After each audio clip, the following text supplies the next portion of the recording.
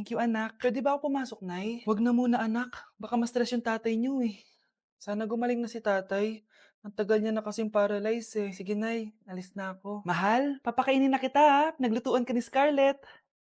Nay, eto na po yung pagkain ni Ano yun, Nay? Ang baho. Ay, anak, mamaya mo na ibigay yan. Papaliguan ko muna yung tatay mo. Nagpupo na naman. Sige, Nay. Tao po, delivery po. Ano po yun? Kay Susan po, importante daw po to. Si nanay. Ako na lang po magbibigay sa kanya. Nay, may nagpapabigay po nito sa inyo. Binasa mo ba to, anak? Hindi po, Nay. Wag na wag mo tong babasahin, ha? Sige po, Nay. Mamamalengke lang ako na uulamin natin, ha? Ikaw muna magbantay ng bahay. Ano yun? Bakit sobrang baho naman? Saan nanggagaling yun? Dito sa kwarto nila nanay. Tay, nagpupo ka na naman, no? Yung envelope to,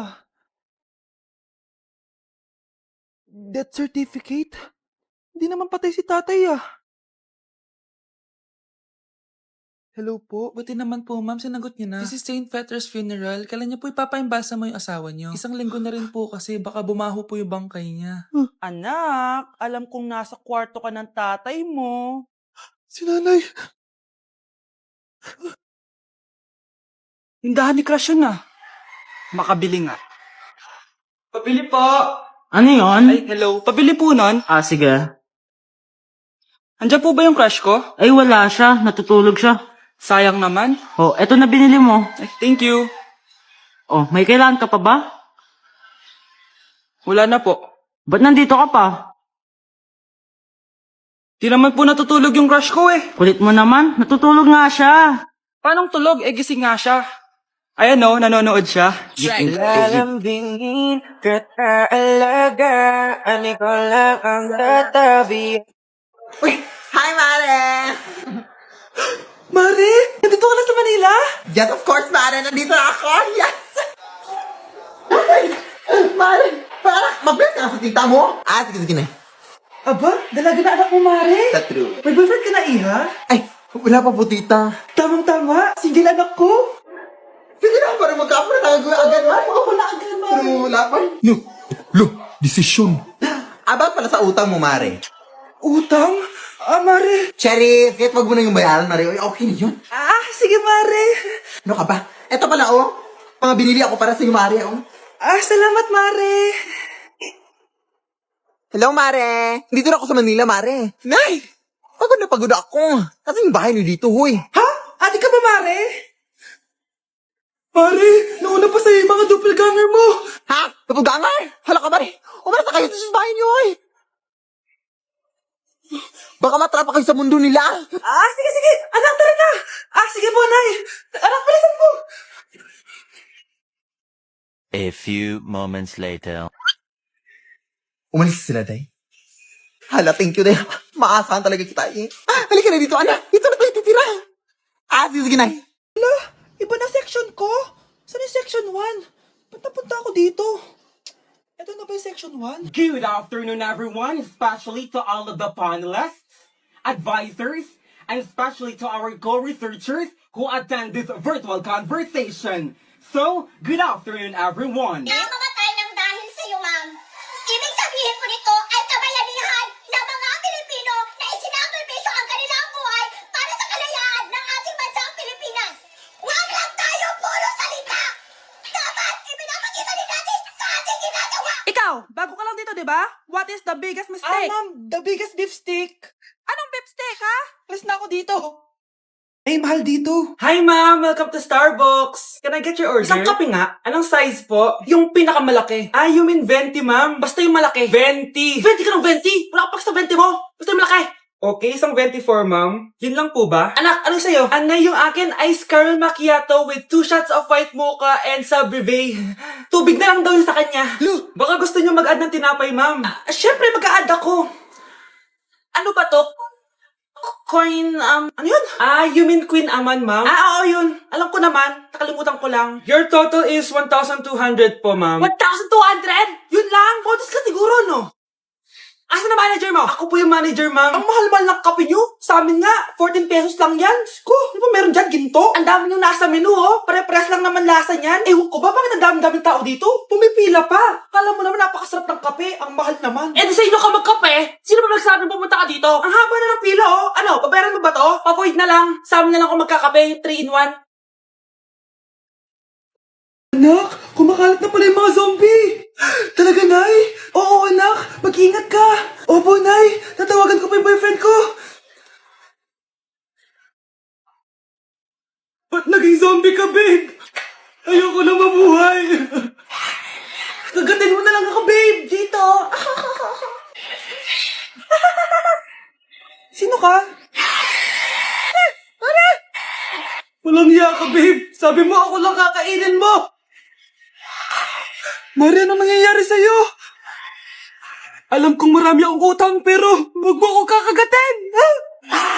A few moments later. Nay, anong gagawin natin? Di ba yung mga zombie kapag kinagat tayo, magiging zombie din tayo? Opo, Nay! Paano kung tayo kumagat sa mga zombie? Magiging tao din sila! Talino mo talaga, Nay!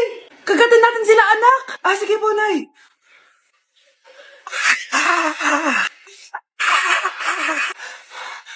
Mare, tao ka na ulit. Pinagsasabi mo, bayaran mo utang mo sa akin. Babe, walang hiya ka, maloloko. Ha? Bakit, babe? Huwag ka na magsalita. Break na tayo. Ang sarap ng pagkain. Nag-enjoy ka ba? Oh, anong problema? Tanong mo sa sarili mo. Ha? Bakit ako? Ewan ko sa'yo. Tinatoyo ka na naman, no? Ayoko na. Palagi na lang ganito. Ano bang ginawa ko? Nahihirapan na ako. Ang ayos-ayos mo lang kanina kumakain tayo Alam mo, okay na sana Kaso ang damot mo. Ang damot-damot mo. Ano bang pinagdamot ko sa'yo? Sabi ko sa'yo kanina, sa akin na lang ang balat ng manok. Pero kinain mo pa din. Hindi ko talaga kayang ibigay yun. Ipagdamot mo na lahat. Wag lang ang balat ng manok. Sorry na. Hindi. Itigil na natin to. Babe naman Di mo ako babe. Bakit? Tanga kapatid mo ako. Ay, Lagot ka kay mama. kapag pinirmahan mo to, akin na lahat ng mga kayamanan mo. Oh, pirmahan mo na. Tita, wala naman ako field trip hindi pa ba sinasabi ng teacher niyo na may field trip kayo? Anak, okay lang. Pipirmahan ko na to para makasali ka sa field trip niyo. Walang iya ka talaga, Rosa. Wala ka talagang titira sa akin, Manda ka talaga sa akin. Mabilis ka talagang utuin, Susan. Salamat, Mare. Ramon, napapirma ko na siya. Atin na ang bahay, pera at mga ari-arian niya. Magaling ka talaga, Rosa. Kaso kailangan na natin kumilos na mabilis. Kasi sabi ng doktor, nagre-recover na yung mata niya. Ano? Kaya bukas na bukas din, papalayasin na natin sila. Total, nakuha na natin ang gusto natin. Nay, bakit mo pinirmahan yun, ha? Maliban natin kung ano nilalaman ng papel na yun. Huwag kang mag-alala, anak.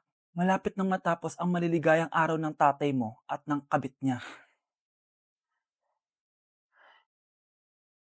Tita, bakit may dala kang maleta? Aba, syempre. Lilipat na ako dito sa bago kong bahay. Ano? Tay, ano ibig sabihin nito, ha? Nakalagay dito sa papel na pinirmahan ng nanay mo na amin na tong bahay, mga sasakyan niya, at ang mga pera niya. Napakahayop nyo! Bakit ang ingay? Ano nangyayari? Nay, kinuha na nila lahat sa atin! Ayan, magsama kayo mag-ina. Ngayong nasa amin na ang lahat, pwede na kayong lumayas. Ramon, magse-celebrate tayo, ha? Ang galing nyo din, no? Ha? Nakakakita ka? Bago kayo mag-celebrate, i-check nyo muna kung pirma ko ba talaga yung nakalagay dyan. Hindi pwede to! Tay! Attorney! Kita mo naman kung ano ginawa na tong dalawang to, di ba? At nandito na rin ang ebidensya na magpapatunay na naghaharutan sila sa loob ng bahay ko. Anong gagawin niyo sa amin, ha? Mahal, huwag mo naman gawin sa amin to, please, Magbabago ako, please. Sorry kung natatapakan kayo pagka-love team nyo, Arestuhin nyo na yung mga yan. Mag-celebrate kayo sa kulungan. Kayong dalawa, sumama na kayo sa akin sa presinto.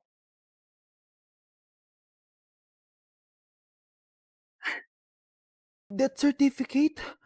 Hindi naman patay si tatay ah. Anak, alam kong nasa kwarto ka ng tatay mo. Si nanay. Anak! Nay, tawag niyo po ba ako? Wala. Kala ko nasa loob ka eh. Sige nay, gagawan ko na po ng pagkain si tatay. Kailangan ko malaman ng totoo. Sorry nay, kailangan kong gawin to sa'yo. Nay, eto na po pala yung pagkain ni tatay. Ginawan din po pala kita. Buti naman naisip mo pa ako. Thank you anak ha. Welcome nay. Mahal, kain na tayo. Gumana yung plano ko. Kailangan ko nang humingi ng tulong. Ang galing mo din, Scarlett, no? Pero mas magaling ako. Nay, hindi ka nahimatay. Anong akala mo sa akin? Tanga? Inamoy ko yung pagkain na binigay mo sa akin. At kaamoy niya yung lason na nilalagay ko sa pagkain ng tatay mo. Ang sama mo, Nay! Well, kailangan ko ang pera ng tatay mo. Inasawa ko lang naman yan kasi mayaman siya. Ipapakulong kita sa ginawa mo kay tatay. Sa tingin mo maniniwala sa'yo ang mga pulis?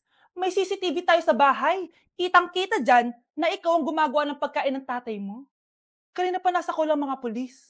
At naririnig nila lahat ng sinasabi mo. Mga pulis? Nasaan na siya? Nakakatakot! Matalino ako, Scarlett. Alam kong gagawin mo yan. Binayaran ko ang mga pulis para din nila kulihin. Pera-pera lang. Walang iya ka talaga, Nay! Mama ka na sa akin. Itali nyo na yan. At siguraduhin nyong hindi makakatakas yan. Ano? Itatali? Hindi! Shh, Scarlett. Tatakas kita, ha? Alam ko lahat ng baho ng nanay mo. Tita? Scarlett? May kausap ka ba? Nandiyan na si nanay. Bilisan mo. Paparating na siya. Bibilisan ko na. Mars! Mars! Oh, bakit Mars? May binibenta akong sabon, Mars. Ano ba yan, Mars? Naku, gamitin mo lang tong sabon na to. Paggising mo sa umaga, sobrang ganda mo na, Mars. Wow, talaga, Mars. Magkano ba yan? Ay, libre na lang to sa'yo, Mars, kasi gusto kitang gumanda. Thank you, Mars. Sa wakas, gaganda na ako. Hay, matutulog na ako. Bukas, sobrang ganda ko na. The next morning. Kati? Maganda na ba ako? Maganda na ba ako? Mare! Few moments later. Mare! Tingnan mo anong nangyari sa mukha ko! Oh my! Anong nangyari sa'yo, Mars? Hindi pwede to! Iiwan ako ng asawa ko! Huwag ka magkalala, Mars! Meron akong solusyon dyan! Charan! Talaga, Mars? Nasaan na? Ops! Dito libre, Mars! Ha? Magkano ba yan? 10K lang! 10,000! Mars! Mars!